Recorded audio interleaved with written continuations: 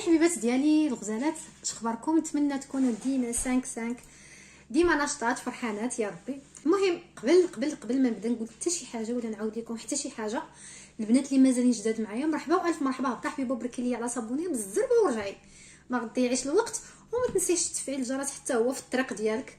وغادي نطلب منكم كاملين لي لايك والبارطاج. لي لايك باش هكا نعرف واش هاد المواضيع كتهمكم، واش نزيد نجيب لكم مواضيع بحال هكا، واش المهم هاد المسائل كتعبروا بطريقتكم باش حتى انا نعرف كيفاش نتواصل معكم. وبطبيعه الحال اللي بغات شي حاجه ما عليها غير تمشي لي كومونتير وتقول لي شنو كاين، وانا ديما هنايا راه الاشاره ديالكم. سبق لي وعدتكم في الفيديو اللي سبق على انني غادي نحط لكم فيديو على الراجل اللي كيخلي مرته امة وليداته وكيمشي لبرا، كيمشي لعند وحده اخرى بلا ما نسميوها، لان حتى هي انسان، حتى هي بنادم، كل واحد عنده ظروف علاش دار داك المسائل. ولكن حنا ما كنهضروش على داك الموضوع نتاع ظروفها ولا شي حاجه، كنهضروا على الراجل اللي كيخلي مرته ويمشي، على السبب، على الاسباب. قبل ما نهضروا على داك الشيء غادي نعاود لكم واحد القصه، وفي وسط هذه القصه هذه كاينين غادي تفهموا علاش كاينين بعض الحالات اللي ما كيكونش بحال هكا، يعني كل واحد وكيفاش. كاين اللي كيخلي مرته لقاش يمكن ما باغيهاش ولا كاينين، ولكن في الاكثريه ديال الحالات كيكون لهذا السبب هذا. غادي نعاود لكم واحد القصه. واحد المره انا كنت خدامه بالضبط في مكناس، كنت خدامه في واحد الصالون تمايا، صالون كبير بلا ما نسميه بلا ما نقول شنو، المهم ما غاديش ندخل في التفاصيل بحال هكا. كانت كتجي واحد الكليانه للصالون، كانت كتجي كدير كلشي، يعني كانت كتجي تبرع راسها، تفشش راسها من الحمام، حيت تما دايرين الحمام، دايرين حتى السيده اللي الكساله والمسائل وما جاوره، من الماساج، من البيديكور، من المانيكور، من الشعر، من المكياج، من شتي كتخرج بحال برانسيس. هي ماشي بنت مكناس، هي جايه من مدينه اخرى، ولكن ما نقولش المدينه منين جايه باش ما نتسماش، كان جايه من مدينه اخرى وعايشه في مكناس. وفين عايشه؟ قبل ما نقول لكم فين عايشه، المهم كتجي كتقاد كلشي. وداك الشيء باش كتقاد كاين واحد السيد هو اللي كيصرف عليها في كلشي، هو اللي كنقولوا معيشه تما، كاري لها ابارتمون بلاصه زوينه، يعني ماشي غير كاري لها ابارتمون شي حاجه مدرحه ولا ما نقولش المنطقه بالضبط فين، المهم كاري لها ابارتمون في بلاصه في واحد الحي اللي زوين. اللي بغاتها كيديرها ليها، ملبسها الذهب، ملبسها الحوايج زوينين، ملبسها اللوكس، ملبسها كتلبس السيكان، المهم عندها كل شيء. اي وحده تشوفها شنو لابسه غادي تبغي او لا تتمنى حتى هي تكون عندها بحال هكاك، يعني عندها كل شيء زوين، كل شيء. كتدخل داك الصالون كتهلا في راسها وكتخرج. ولكن قبل ما كتخرج، لان كانت كليانه تاع تما، كانت كتجي باستمرار، يعني ماشي مره في الشهر ولا، كانت كتجي ديما تهلا في راسها تمايا.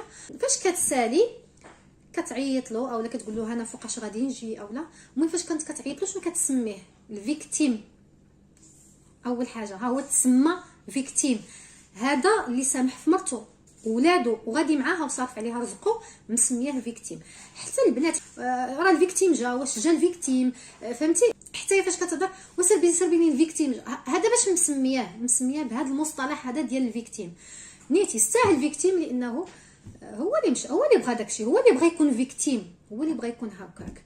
المهم كانت مولفه كتجي للصالون، يعني مولفه كانت معروفه. واحد النهار واحد السيد كنعرفوه، ما نقولش بالضبط هو ماشي من العائله ولكن كنا كنعرفوه، المهم جابتها الهضره وقال لي واش انت كنتي خدامه في داك الصالون؟ انا كنت خرجت ما بقيتش فيه، قلت له كنت خدامه تما. قال لي واش كتعرفي وحده كانت كتجي شنو سميتها اصلها وهذه، المهم عطاني كاع التفاصيل عليها. قلت له انت هو داك الفيكتيم؟ قلت له هكا عادي. قال لي كيفاش الفيكتيم؟ قلت له انت هو داك الفيكتيم اللي كنتي كتصرف عليها وكتجي تسناها في الباب الصالون باش كتديها. واخا انا عمري ما شفتو ملي كان كيجي، لان فاش كتخرجي من الصالون كانت في واحد المهم في واحد الجهه في العماره لداخل عاد، المهم ما كناش، انا عمري ما شفتو فاش جدها، ولكن هو قال لي انه هو اللي كان معها، يعني انا ما كنتش عارفه واش هو. قلت له واش انت هو داك الفيكتيم؟ المهم ما فهمش. قلت له المهم ملي كانت كتجي تصايب كانت كتسميك بالفيكتيم، وواحد ديك الساعات ما كانش بقى معها، كانت صافي لان كانت مطلقه، صافي كانت تفرقت معاه، رجعت لراجلها. هو اللي قال لي رجعت لراجلها، ما كنتش عارفه هذه المساله. المهم انك انت كنتي كتجي وتستاهل انها تقول عليك فيكتيم، لان انا عارفه مزوج، عارفه عنده ولاد، وعارفه غير هو داك يعني واخا عنده الفلوس، داك النوع اللي مازال عايش مع والديه، داك النوع نتاع مرته عايشه مع والديه. يعني ما غاداش ندخلوا في هذه المواضيع هذه، كل واحد والتفكير ديالو، كل واحد وعقله. تستاهل انك تكون فيكتيم، لان خليتي موت ولادك ومشيتي مع وحده هكاك، وتما شرح لي علاش خلاها وعلاش مشى مع وحده اخرى بحال هذيك، وكيمشي مع وحده اخرى ماشي غير هذيك، راه كيمشي مع شحال من وحده، يعني ماشي هذيك رجعت لراجلها صافي راه السيد دار عقله ورجع لمرته. قال لك لانها ما كتعرفش دير شي حوايج معاه، لان هذا هو اول مشكل اللي كيخلي قلت لكم الراجل يمشي لعند مرا اخرى، هو المشكل ديال الفراش. كيكون هذا هو اول مشكل. كيكونوا شي مرات شي حوايج اخرين اللي كيخليو الراجل يمشي، ولكن الاكثريه العلاقات الزوجيه اللي ما كتكونش ناجحه كيكون المشكل ديال الفراش. المهم قال لي ما مرته ما كتديرش معاه داكشي اللي بغا. قلت له مرتك هذيك يعني ماشي عيب، وريها شنو دير، قول لها شنو دير. قال لي كنعيا نقول لها هادشي اللي بغيت نوصل لكم.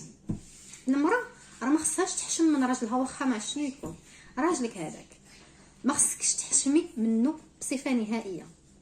هاد القصه اللي قلت لكم راه ماشي قصه جبتها من راسي، فعلا واقعه. ماشي كل اللي عاودت لكم راه هو اللي كاين، يعني ما جبت حتى شي حاجه من راسي. ولكن انا كنت المره اللي فاتت قلت لكم غنهضر لكم على علاش الراجل كيمشي لبرا وعلاش، ولكن عطيتكم قصه اللي واقعه بصح.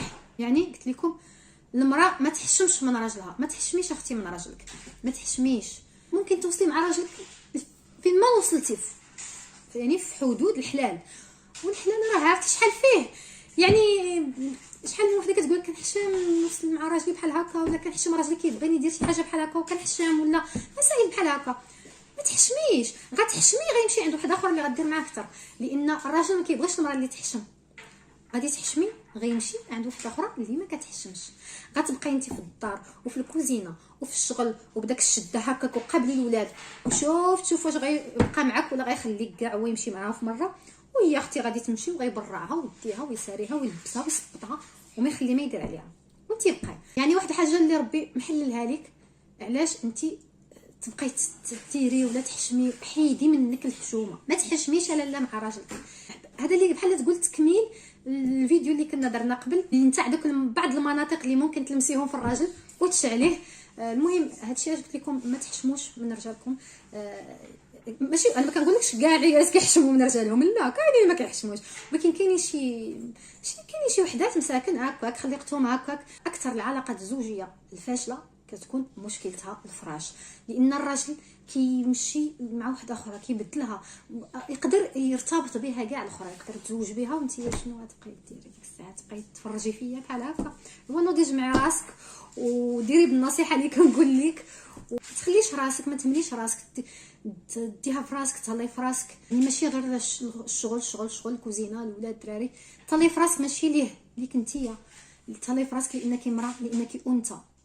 لان كيفاش كتهلاي في راسك ليه هو اولا شي حد اخر بصفه عامه، راه ما كتعطيش، ما كتبانش عليك، ما كتبقايش ديما مهليه في راسك.